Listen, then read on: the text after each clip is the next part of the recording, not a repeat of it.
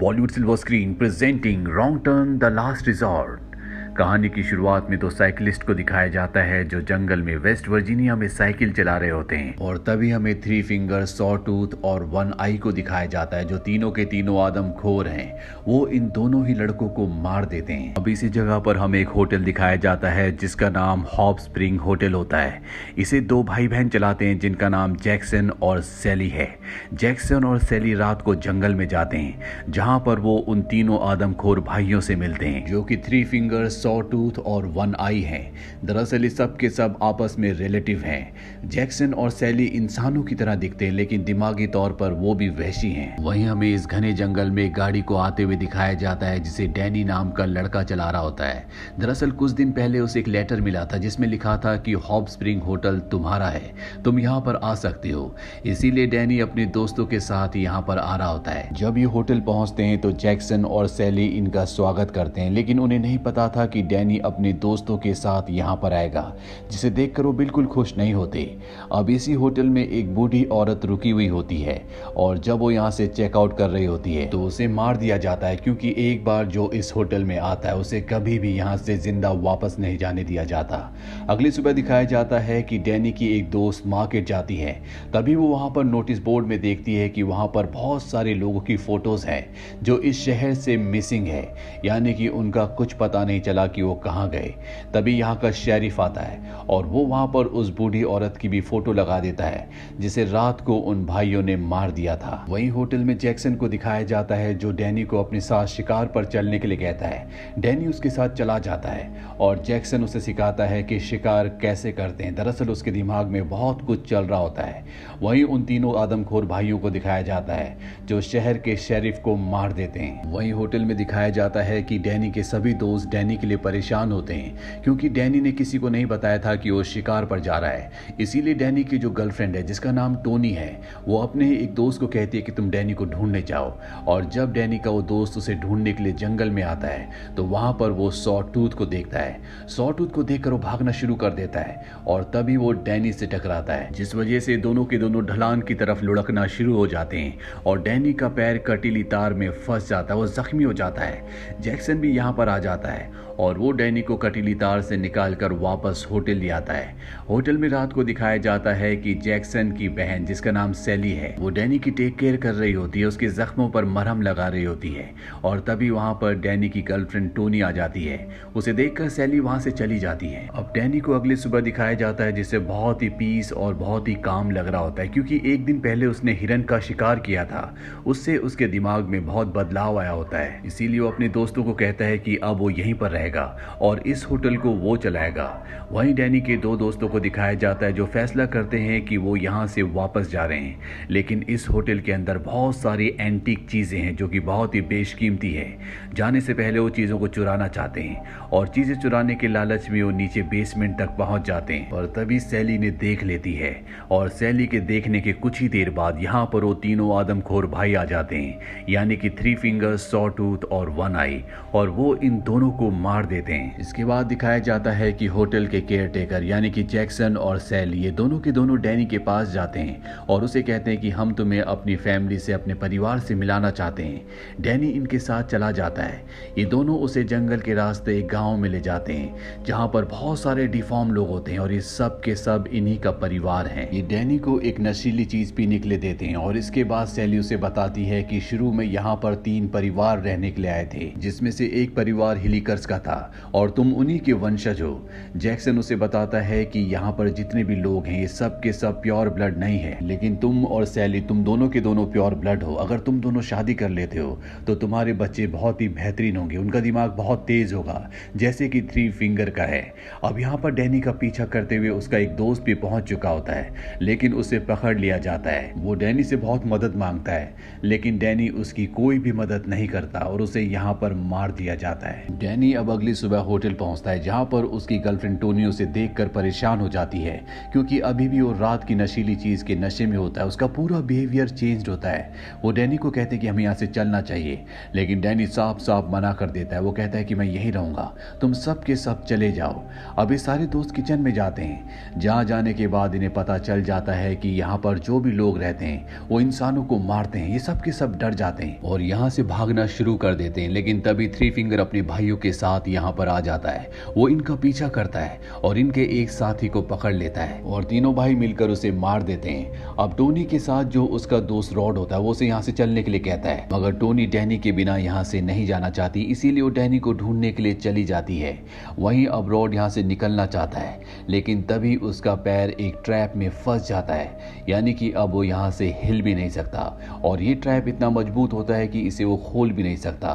पर इससे पहले कि वो किसी की मदद लेता, यहाँ पर वो तीनों आदमखोर भाई आ जाते हैं और रॉड को मार देते हैं। वहीं टोनी को दिखाया जाता है जो डैनी को ढूंढ रही होती है, लेकिन तभी उसका सामना सैली से होता है। सैली और इसके बीच में लड़ाई शुरू हो जाती है। टोनी किसी तरह से सैली का मुंह गर्म पानी में डाल देती है और इसके बाद गोली चलाकर वो उसे जख्मी कर देती है। तभी यहाँ पर डैनी आ जाता है। वो टोनी से गन छीन लेता है और सीधा सैली के पास जाता है, ये देखने के लिए कि वो ठीक है कि नहीं। इसके बाद वो अपनी गर्लफ्रेंड टोनी से कहता है कि तुम यहाँ से भाग जाओ, नहीं तो तुम्हें यहाँ पर लोग जिंदा नहीं छोड़ेंगे। अब टोनी यहाँ से भागने लगती है, लेकिन तभी यहाँ पर होटल का दूसरा केयरटेकर जिसका नाम जैक्सन है वो आ जाता है। वो टोनी को पकड़ लेता है। टोनी अपनी जान बचाने के लिए उससे हाथापाई करती है और इस हाथापाई में वो जैक्सन को मार देती है। इस बात से डैनी को गुस्सा आता है, क्योंकि वो उसी के परिवार का था और वो अपनी ही गर्लफ्रेंड टोनी पर गन तान देता है और तभी पीछे से थ्री फिंगर आता है और वो टोनी को मार देता है। इस पूरे इंसिडेंट के कुछ दिनों बाद दिखाया जाता है कि अब डैनी इस होटल को चलाता है। यहाँ पर बहुत सारे लोग आते हैं जिनका ये सब मिलकर शिकार करते हैं, क्योंकि ये सब के सब आदमखोर हैं। साथ ही डैनी और सैली एक दूसरे के साथ रिश्ता भी बनाते हैं ताकि इनका परिवार आगे बढ़ सके, इनके बच्चे हो सकें। इसी के साथ ये पार्ट यहीं पर खत्म हो जाता है। इसके नेक्स्ट पार्ट में, जो कि इसका लास्ट पार्ट है, उसकी शुरुआत में दिखाया जाता है कि स्कॉट नाम का एक आदमी वर्जीनिया के एक छोटे से टाउन में आता है। दरअसल 6 हफ्तों पहले उसकी बेटी अपने दोस्तों के साथ यहीं पर आई थी और इसके बाद उसका कुछ पता नहीं चला। स्कॉट उस जगह भी जाता है जहां पर उसकी बेटी ने अपने दोस्तों के साथ स्टे किया था, लेकिन वहां से भी उसे कोई मदद नहीं मिलती। पर जब वो एक लोकल बार में जाता है तो वहां पर एक आदमी कहता है कि तुम्हारी बेटी अपने दोस्तों के साथ यहाँ पर आई थी, लेकिन वो हाइकिंग करने उस जगह गए जो कि बहुत ही खतरनाक है और वहां से कभी भी कोई भी वापस नहीं आता। यहाँ से कहानी फ्लैशबैक में जाती है और 6 हफ्तों पहले का वक्त दिखाया जाता है, जहां पर स्कॉट की बेटी जेन अपने बॉयफ्रेंड और कुछ दोस्तों के साथ इसी जगह पर हाइकिंग करने के लिए आई होती है।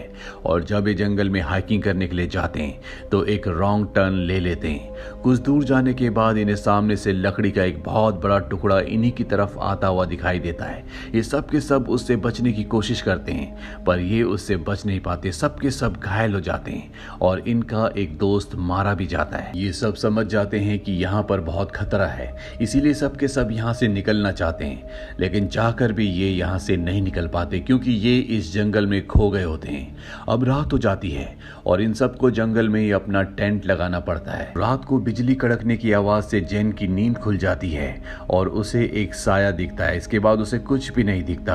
अगली सुबह जब ये सब के सब उठते हैं तो देखते हैं कि ये सब के सब कब्रिस्तान में सो रहे थे और वहां पत्थरों के ऊपर एक बोर्ड भी लगा होता है जिस पर तारीख होती है 24 नवंबर सन 1859। दरअसल ये वो वक्त था जब नॉर्थ और साउथ के बीच में वॉर होने वाली थी। वॉर से बचने के लिए कुछ फैमिलीज यहाँ पर आकर बस गई थी, जिन्होंने अपने आप को नाम दिया फाउंडेशन। अब यहाँ पर इनकी एक साथी गायब होती है, साथ ही इनके मोबाइल फोन्स भी गायब हैं। अब जो लड़की गायब है उसका बॉयफ्रेंड सभी को लेकर आगे बढ़ता है ताकि वो उसे ढूंढ सके। तभी इन्हें एक लड़की दिखती है जो कि लोकल है, जिससे पहले भी नीचे गांव में मिल चुके हैं। इसका नाम रूथी होता है। रूथी ने देखते भागना शुरू कर देती है। सब उसका पीछा करते हैं और तभी इनके एक साथी का पैर ट्रैप में फंस जाता है, जो उसे खींचकर एक बहुत गहरे गड्ढे में धकेल देता है। अब जेन समझ जाती है कि यहाँ पर कोई है जो इनका शिकार करना चाहता है, इनको मारना चाहता है। वो अपने साथियों से कहती है कि हमें यहाँ से निकलना होगा और मदद लानी होगी। इसीलिए वो अपने 2 साथियों के साथ यहाँ से आगे बढ़ जाती है और जब ये आगे जाते हैं तो ये एक ऐसी जगह पहुंचते हैं जहाँ पर बहुत सारे टूरिस्ट का सामान होता है। यहाँ पर हथियार भी होते हैं। अभी तीनों के तीनों यहाँ से कुछ हथियार उठाकर वापस अपने दोस्त के पास जाने लगते लगते हैं। और जब भी वहां पहुंचते हैं तो देखते हैं कि दो आदमी जिन्होंने बहुत ही खतरनाक, बहुत ही भयानक नकाब पहना हुआ है, वो इनके उस दोस्त को जो गड्ढे के अंदर गिर गया था उठाकर ले जा रहे होते हैं। वो बेहोश होता है। ये तीनों के तीनों उन्हें रोकते हैं। ये दोनों के दोनों आदमी जो नकाब पहनकर यहाँ पर खड़े हैं, ये एक अजीब सी भाषा में एक दूसरे से बात कर रहे होते हैं जो इन तीनों को समझ में नहीं आती। और तभी इनके उस साथी को जिसे ये ले जा रहे थे उसे होश आ जाता है और वो वहीं पड़ी हुई लकड़ी के एक टुकड़े से एक को मार देता है। ये देखकर उसका साथी डर कर यहाँ से भाग जाता है। अब इनकी वो साथी जो जंगल में कहीं गायब हो गई थी, जिसे ढूंढने के लिए जा रहे थे, वो भी आ जाती है। वो बताती है कि मैं जंगल में फ्रेश होने के लिए गई थी, लेकिन तभी मैंने इन भयानक नकाबपोश लोगों को देखा जिससे मैं डर गई और मुझे ना चाहते हुए भी छुपना पड़ा। अब ये सब के सब यहाँ से आगे बढ़ते हैं और बहुत सारे नकाबपोश लोग जो इनका पीछा कर रहे हैं, उन्होंने इनके लिए यहाँ पर बहुत सारे ट्रैप्स बिछाए होते हैं। और उन्हीं ट्रैप्स में से एक ट्रैप में इनकी साथी गिर जाती है जहाँ पर बहुत ही नुकीली नुकीली लकड़ियाँ होती है। वो बहुत बुरी तरह से जख्मी है। अब उसकी जिंदगी का शायद ये आखिरी वक्त है। उसका बॉयफ्रेंड जब ये देखता है तो डर कर यहाँ से भाग जाता है और इन सभी लोगों को नकाबपोश लोग पकड़ लेते हैं। यहाँ पर वो लड़की भी होती है जिसका नाम ईडिथ है, जो इन्हें देखकर भागी थी। अब इन सब को ये यहाँ से अपने गांव की तरफ ले जाते हैं। ये वही फाउंडेशन के लोग हैं जो सन 1859 में बना था। वहां पहुंचने के बाद इनके गांव के सरदार को दिखाया जाता है जो यहाँ का एक तरह से जज भी होता है, जिसका नाम वेनेबल है। अब क्योंकि इन्हीं के एक साथी ने फाउंडेशन के एक मेंबर को मारा है जिसने नकाब पहना था, इसीलिए वेनेबल पूछता है कि क्या ये सच है। हालांकि जैन झूठ बोल देती है कि ये सच नहीं है, लेकिन तभी इनका वो साथी डर जाता है और वो ईडिथ को चाकू की नोक पर ले लेता है। पर ईडिथ अपने आप को छुड़ा लेती है और वेनेबल उसे सजाए मौत देता है। अब क्योंकि यहाँ पर बाकी सभी लोगों ने झूठ बोला है, इसीलिए वेनेबल कहता है कि तुम सबको डार्कनेस में डाला जाएगा। ये एक तरह की सजा है जिसमें इन सबको अंधा करके काल कोठरी में डाल दिया जाएगा। दरअसल ये जो पूरी की पूरी ऑर्गेनाइजेशन है जिसका नाम फाउंडेशन है, जिसके सब मेंबर्स हैं, वो बाहरी दुनिया से पूरी तरह से डिस्कनेक्टेड है। अब वेनेबल इनके उस साथी को जिसने इनके नकाबपोश साथी को मारा था उसे उसी तरह से मार देता है। ये देखकर इनका एक साथी डर जाता है। वो यहाँ से भागने की कोशिश करता है, लेकिन वेनेबल उसे पकड़ लेता है और उसको अंधा कर देता है। ये देखकर जेन डर जाती है। वो वेनेबल से कहती है कि हम यहाँ पर रहकर तुम्हारी मदद कर सकते हैं, बहुत सारी ऐसी चीजें हैं जो हम जानते हैं। और साथ ही वो वेनेबल की पार्टनर बनने के लिए भी तैयार हो जाती है, यानी कि वो उसके साथ संबंध रखने के लिए तैयार है, क्योंकि उसने देख लिया था कि वेनेबल उसकी तरफ अट्रैक्टेड है। हालांकि वो ऐसा नहीं करना चाहती थी, लेकिन इस वक्त उसके पास इसके अलावा कोई भी रास्ता नहीं होता। वेनेबल कहता है कि अगर तुम में से किसी ने भी भागने की कोशिश की तो उसे मार दिया जाएगा। इसके बाद वेनेबल जेन को अपनी पत्नी के तौर पर स्वीकार कर लेता है। कहानी प्रेजेंट में आती है जहां पर जेन के पिता स्कॉट को दिखाया जाता है जो अपनी बेटी को ढूंढ रहे हैं और एक बार फिर से उसी होटल की ओनर से मिलते हैं जहां पर उसकी बेटी और उसके दोस्तों ने स्टे किया था। और इस बार वो ओनर उसे सारा सच बता देती है। वो कहती है कि अब तुम्हारी बेटी और उसके दोस्त जिंदा नहीं बचे होंगे। वो स्कॉट को फाउंडेशन ग्रुप की सच्चाई बता देती है और कहती है कि वो हमें परेशान नहीं करते और ना ही हम उन्हें परेशान करते हैं। तुम उस तरफ जाने की कोशिश मत करना, क्योंकि अगर तुम उस तरफ गए तो तुम भी नहीं बचोगे। लेकिन स्कॉट अपनी बेटी को बचाने के लिए जाना चाहता है, पर यहाँ जो टाउन के लोग होते हैं वो नहीं चाहते कि स्कॉट ऐसा करे, इसीलिए वो उसे मारने लगते हैं। पुलिस वाला भी यहाँ पर आ जाता है, लेकिन वो देखकर भी कुछ नहीं करता, क्योंकि वो भी इन सब के साथ मिला हुआ है। पर स्कॉट भी जिद्दी होता है। वो अपनी बेटी के बिना इस जगह से वापस नहीं जाना चाहता, इसीलिए अगली सुबह वो एक टूरिस्ट गाइड को हायर करता है। इसमें होटल की ओनर भी उसकी मदद करती है और अब स्कॉट टूरिस्ट गाइड और उसके बेटे के साथ जंगल की तरफ बढ़ चलता है। और कुछ ही देर बाद ये उस इलाके में पहुंच जाते हैं जो फाउंडेशन के लोगों का इलाका है, जहां पर जगह जगह पर ट्रैप बिछे हुए हैं और एक ट्रैप में टूरिस्ट गाइड गिर जाता है। उसकी और उसके बेटे की मौत हो जाती है और अब स्कॉट यहाँ पर अकेला बचा है, पर वो वापस नहीं जाना चाहता, इसीलिए वो जंगल में आगे की तरफ बढ़ चलता है। और कुछ ही देर बाद उसे फाउंडेशन के लोग पकड़ लेते हैं और उस जगह ले आते हैं जहां पर स्कॉट की बेटी है। पर स्कॉट साफ साफ मना कर देती है कि मैं तुम्हारे साथ नहीं आऊंगी, मैं फाउंडेशन का हिस्सा हूं और अब ताउम्र मैं यहीं पर रहूंगी। वेनेबल स्कॉट से कहता है कि तुमने हमारे इलाके में कदम रखा, इसीलिए तुम्हें डार्कनेस की सजा दी जाएगी, जिसका मतलब है कि स्कॉट को भी अंधा कर दिया जाएगा। पर जब रात होती है तो स्कॉट के पास उसकी बेटी जेन जाती है और कहती है कि हमें यहाँ से भागना होगा। जेन अपने उस साथी को जो यहाँ पर इन्हीं के साथ रहता है उसे भी अपने साथ चलने के लिए कहती है, पर वो मना कर देता है। अब जब जेन अपने पिता के साथ भागी रही होती है तभी यहाँ पर रूथी इन्हें देख लेती है, लेकिन रूथी रूथी इनकी मदद करती है क्योंकि वो भी यहाँ पर फंसी हुई है और वो नहीं चाहती कि ये दोनों भी उसकी तरह यहाँ पर फंस जाए।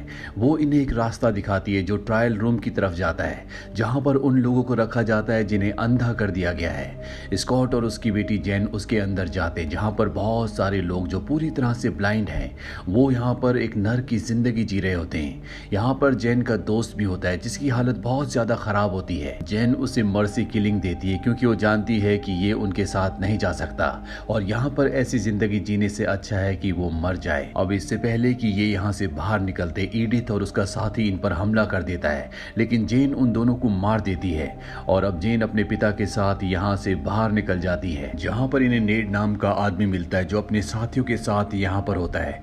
दरअसल टाउन में इसने स्कॉट के ऊपर हमला किया था। ये स्कॉट को बताता है कि आज से 6 साल पहले इन्हीं जंगलों में मेरा भांजा खो गया था, उसके बाद वो कभी भी वापस नहीं आया और मैं नहीं चाहता था कि तुम भी इन जंगलों में जाओ, इसीलिए मैंने तुम्हारे ऊपर हमला किया। मैं तुम्हारी जान बचाना चाहता था। अब यहाँ पर फाउंडेशन के बहुत सारे लोग इन्हें आकर पकड़ने की कोशिश करते हैं, पर नेड इन सब को गोलियों से उड़ा देता है और जेन को और उसके पिता स्कॉट को सुरक्षित वापस टाउन में ले आता है।